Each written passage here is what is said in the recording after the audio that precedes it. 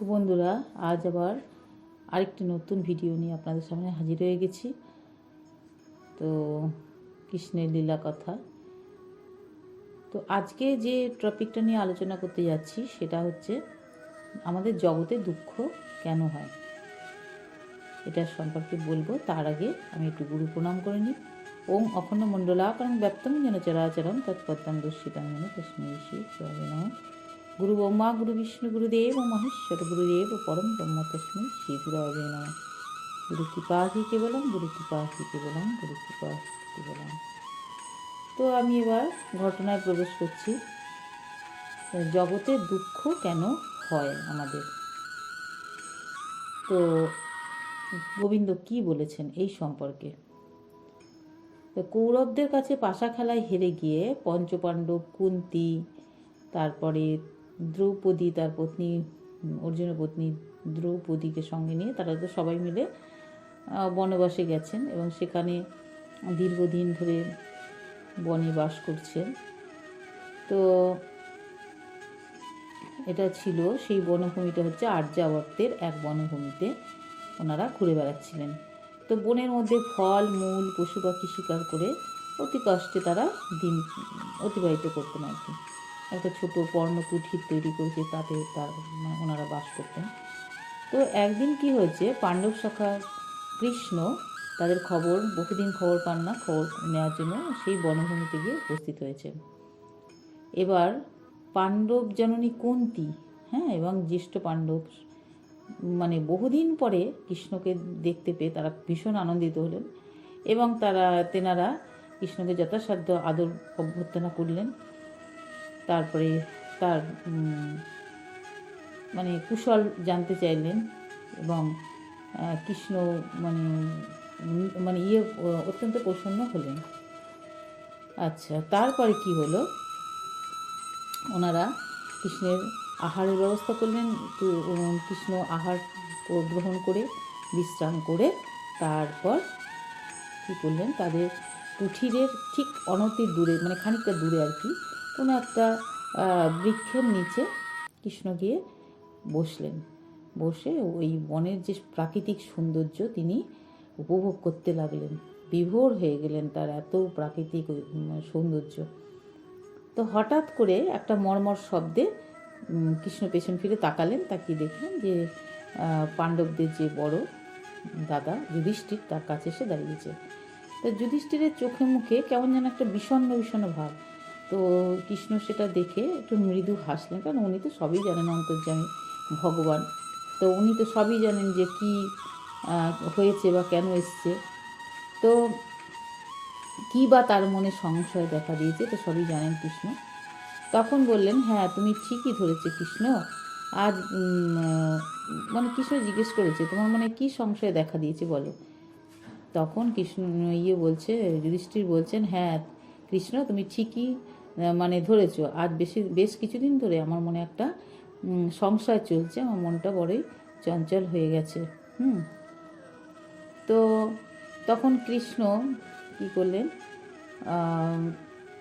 ওই যুধিষ্ঠিরের দুই হাতটা ধরলেন, ধরে তখন বলছে যে আমি তোমার মুখ দেখেই বুঝেছি তোমার মনে কিছু একটা চলছে, কি হয়েছে বলো। তখন এবার করলো কি, যুধিষ্ঠির বলতে লাগলো, কৃষ্ণের হাত দুটো বুকের কাছে ধরে বিষণ্ণ দৃষ্টিতে তিনি কী করলেন, কৃষ্ণকে বললেন, কৃষ্ণ ভগবান নাকি দয়াময় করুণাময়, এই ব্যাপারটা সম্পর্কে তোমার অভিমত কি। তো যুধিষ্ঠিরের জিজ্ঞাসায় কৃষ্ণর একটু ভেতরে একটু হাসি হাসি ভাব তার মনে আসলো। উনি তো সবই জানেন, অন্তর্যামী ভগবান। চুপ করে রইলেন। তো এই চুপ করে থাকা দেখে যুধিষ্ঠির কিন্তু আরও চঞ্চল হয়ে উঠলেন এবং কৃষ্ণের দিকে চেয়ে বললেন, চুপ করে আমার প্রশ্ন এড়িয়ে যাওয়ার চেষ্টা করো না কৃষ্ণ, উত্তর দাও। ভগবান যদি দয়াময় হয়, করুণাময় হয়, তবে পৃথিবীতে এত দুঃখ কষ্ট কেন। কথাগুলো বলতে বলতে যুধিষ্ঠিরের চোখ মুখ লাল হয়ে গেল। তখন কৃষ্ণ দেখছে যে উনি তো উত্তেজিত হয়ে গেছেন। তখন বললেন, আপনি মনকে শান্ত করুন। তো এবার যুধিষ্ঠির অনেক কষ্টে নিজেকে প্রকৃতিস্থ করলেন।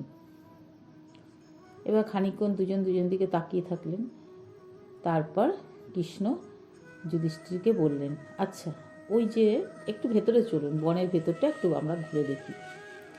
তো যুধিষ্ঠির কী করলেন, কৃষ্ণের কথায় উনি কৃষ্ণের সঙ্গে বনের ভেতরে চললেন আর কি, কৃষ্ণকে অনুসরণ করতে করতে চললেন।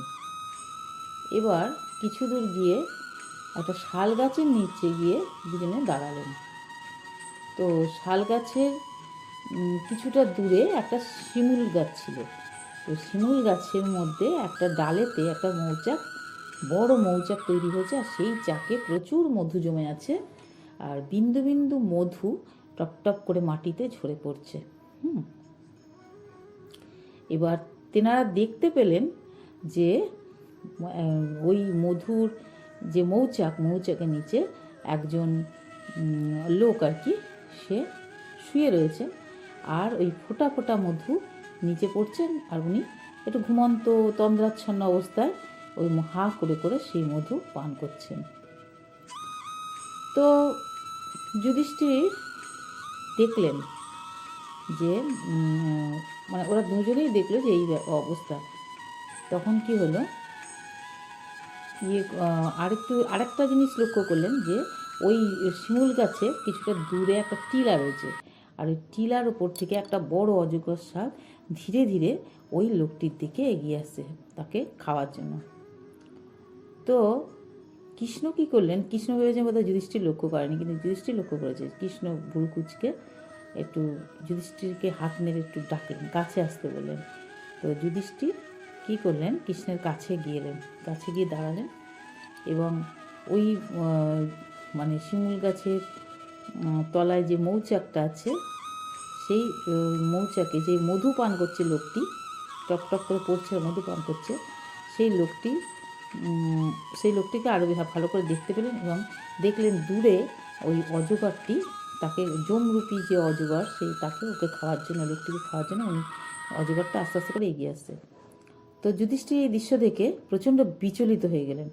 কৃষ্ণকে বললেন, সর্বনাশ, লোকটি যে সাপের গহ্বরে চলে যাবে, মানে সাপটা ওকে খেয়ে ফেলবে, লোকটিকে আমি সাবধান করে আসি। তখন যুধিষ্ঠির একটু না দেরি করে তাড়াতাড়ি করে লোকটির কাছে গেল, গিয়ে মানে ব্যস্ত হয়ে লোকটিকে বলছে, এই যে মশাই শুনছেন, তাড়াতাড়ি উঠে পালান, নইলে অজগর আপনাকে গিলে খেয়ে নেবে, ওই যে অজগরটা আপনার দিকে এগিয়ে আসছে। তো লোকটি যুধিষ্ঠিরের কথায় মানে কোনো ইয়েই করলেন না, মানে পাত্তাই দিলেন না। তখন উনি কী করলেন, উনি ওপরে মৌচাকের দিকে তাকিয়ে মানে একটুখানি জড়ানো গলায় উত্তর দিলেন, সাপ কোথায়? যত সব নিচে কথা, সাপের ভয় দেখে আমাকে তাড়িয়ে তুমি বুঝি মধুপান করতে চাও?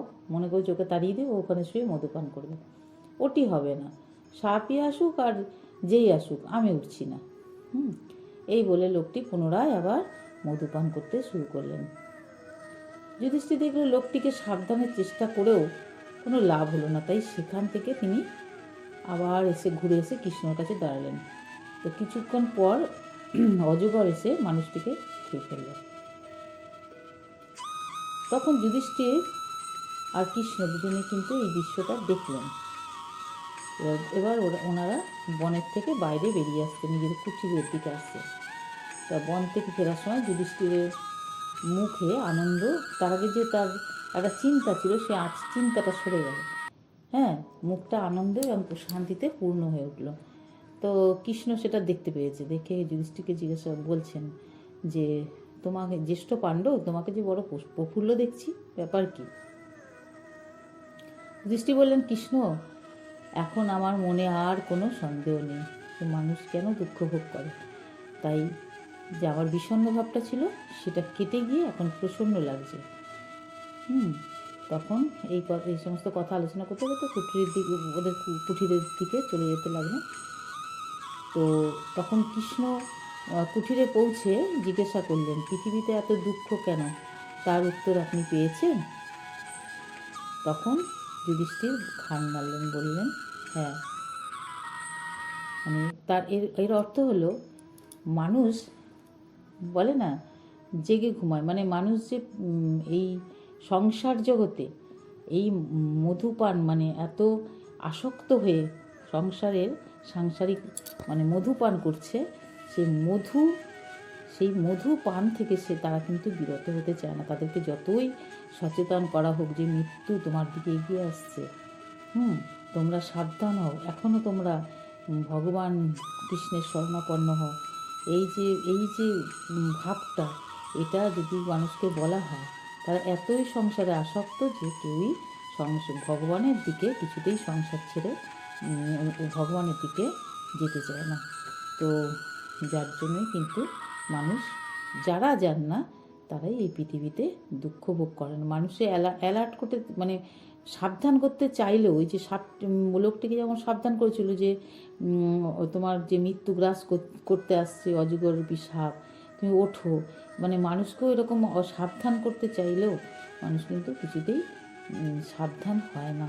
সে এই সংসারে বসে মধু পান করতেই থাকে। যার জন্যেই পৃথিবীতে মানুষের এত দুঃখ। মানুষ যদি ভগবানের দিকে সংসার করেও যদি ভগবানের দিকে মানুষ কনভার্ট হতে পারে, তাহলে কিন্তু ভগবানের কৃপায় তার সমস্ত দুঃখ দুর্দশা দূর হয়ে যায়। কিন্তু মানুষ কিছুতেই এই ভগবতমুখী হতে চায় না সহজে। তার এই গল্পটা থেকে আমরা